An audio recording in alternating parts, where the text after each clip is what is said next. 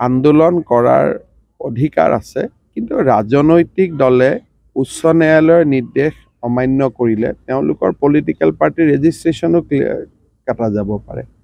ধৰক এতিয়া গুৱাহাটী উচ্চ ন্যায়ালয়ে কৈছে বন্ধ ঘোষণা কৰিব নালাগে। এতিয়া ৰাজনৈতিক দলে যদি বন্ধ ঘোষণা কৰে তাহলে আমিতো ইলেকশ্যন কমিশনক দি দিম যে এইটো হাইকোৰ্টৰ অৰ্ডাৰ ভায়োলেট কৰিছে। কোনোবা ছাত্ৰ সংগঠনে বন্ধ দিয়াটো বেলেগ কথা, কিন্তু পলিটিক্যাল পাৰ্টিয়ে হাইকোৰ্টৰ অৰ্ডাৰ ভায়োলেট কৰিব নোৱাৰে। নাম্বাৰ 1। নাম্বাৰ 2, IMDT অসমত কেনেকৈ বাতিল হৈছে? আন্দোলন কৰিতো বাতিল হোৱা নাই, যুক্তিৰ ভিত্তিতহে বাতিল হৈছে। গতিকে যদি কা বিৰোধী লোকসকলৰ যুক্তি ইমান শক্তিশালী, সঁচাই যদি কেন্দ্ৰীয় চৰকাৰ ৰাজ্য চৰকাৰে বেয়া কাম কৰিছে, উচ্চ ন্যায়ালয়টো নিজেই কাখন বাতিল কৰিব। গতিকে অসমৰ ইতিহাসত আগত এটা উদাহৰণ আছেই যে IMDT আইন কোনো আন্দোলনৰ জৰিয়তে বাতিল হোৱা নাই, সুপ্ৰিম কোৰ্টত বাতিল হৈছে।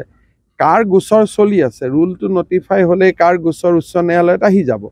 গতিকে ধুনীয়াকৈ আপোনালোকৰ পক্ষটো আপোনালোকে কওক, আমাৰ পক্ষটো আমি কম, উচ্চ ন্যায়ালয়ে জাজমেণ্ট দিব, চবেই মানি ল'ম। এইটো হ'ল গণতান্ত্ৰিক পৰম্পৰা। আন্দোলন কৰাৰ অধিকাৰ আছে, কিন্তু ৰাজনৈতিক দলে উচ্চ ন্যায়ালয়ৰ নিৰ্দেশ অমান্য কৰিলে তেওঁলোকৰ পলিটিক্যাল পাৰ্টি ৰেজিষ্ট্ৰেশ্যনো কাটা যাব পাৰে। ধৰক এতিয়া গুৱাহাটী উচ্চ ন্যায়ালয়ে কৈছে বন্ধ ঘোষণা কৰিব নালাগে। এতিয়া ৰাজনৈতিক দলে যদি বন্ধ ঘোষণা কৰে তাহলে আমিতো ইলেকশ্যন কমিশনক দি দিম যে এইটো হাইকোৰ্টৰ অৰ্ডাৰ ভায়োলেট কৰিছে। কোনোবা ছাত্ৰ সংগঠনে বন্ধ দিয়াটো বেলেগ কথা, কিন্তু পলিটিক্যাল পাৰ্টিয়ে হাইকোৰ্টৰ অৰ্ডাৰ ভায়োলেট কৰিব নোৱাৰে। নাম্বাৰ 1। নাম্বাৰ 2, IMDT অসমত কেনেকৈ বাতিল হৈছে? আন্দোলন কৰিতো বাতিল হোৱা নাই, যুক্তিৰ ভিত্তিতহে বাতিল হৈছে। গতিকে যদি কা বিৰোধী লোকসকলৰ যুক্তি ইমান শক্তিশালী, সঁচাই যদি কেন্দ্ৰীয় চৰকাৰ ৰাজ্য চৰকাৰে বেয়া কাম কৰিছে, উচ্চ ন্যায়ালয়টো নিজেই কাখন বাতিল কৰিব।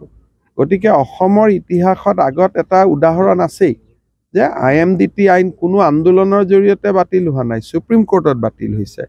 কাৰ গোচৰ চলি আছে, ৰুলটো নটিফাই হ'লে কাৰ গোচৰ উচ্চ ন্যায়ালয়ত আহি যাব। গতিকে ধুনীয়াকৈ আপোনালোকৰ পক্ষটো আপোনালোকে কওক, আমাৰ পক্ষটো আমি কম, উচ্চ ন্যায়ালয়ে জাজমেণ্ট দিব, চবেই মানি ল'ম। এইটো হ'ল গণতান্ত্ৰিক পৰম্পৰা। আন্দোলন কৰাৰ অধিকাৰ আছে, কিন্তু ৰাজনৈতিক দলে উচ্চ ন্যায়ালয়ৰ নিৰ্দেশ অমান্য কৰিলে তেওঁলোকৰ পলিটিক্যাল পাৰ্টি ৰেজিষ্ট্ৰেশ্যনো কাটা যাব পাৰে। ধৰক এতিয়া গুৱাহাটী উচ্চ ন্যায়ালয়ে কৈছে বন্ধ ঘোষণা কৰিব নালাগে। এতিয়া ৰাজনৈতিক দলে যদি বন্ধ ঘোষণা কৰে তাহলে আমিতো ইলেকশ্যন কমিশনক দি দিম যে এইটো হাইকোৰ্টৰ অৰ্ডাৰ ভায়োলেট কৰিছে। কোনোবা ছাত্ৰ সংগঠনে বন্ধ দিয়াটো বেলেগ কথা, কিন্তু পলিটিক্যাল পাৰ্টিয়ে হাইকোৰ্টৰ অৰ্ডাৰ ভায়োলেট কৰিব নোৱাৰে। নাম্বাৰ 1। নাম্বাৰ 2, IMDT অসমত কেনেকৈ বাতিল হৈছে? আন্দোলন কৰিতো বাতিল হোৱা নাই, যুক্তিৰ ভিত্তিতহে বাতিল হৈছে। গতিকে যদি কা বিৰোধী লোকসকলৰ যুক্তি ইমান শক্তিশালী, সঁচাই যদি কেন্দ্ৰীয় চৰকাৰ ৰাজ্য চৰকাৰে বেয়া কাম কৰিছে, উচ্চ ন্যায়ালয়টো নিজেই কাখন বাতিল কৰিব। গতিকে অসমৰ ইতিহাসত আগত এটা উদাহৰণ আছেই যে IMDT আইন কোনো আন্দোলনৰ জৰিয়তে বাতিল হোৱা নাই, সুপ্ৰিম কোৰ্টত বাতিল হৈছে। কাৰ গোচৰ চলি আছে, ৰুলটো নটিফাই হ'লে কাৰ গোচৰ উচ্চ ন্যায়ালয়ত আহি যাব। গতিকে ধুনীয়াকৈ আপোনালোকৰ পক্ষটো আপোনালোকে কওক, আমাৰ পক্ষটো আমি কম, উচ্চ ন্যায়ালয়ে জাজমেণ্ট দিব, চবেই মানি ল'ম। এইটো হ'ল গণতান্ত্ৰিক পৰম্পৰা।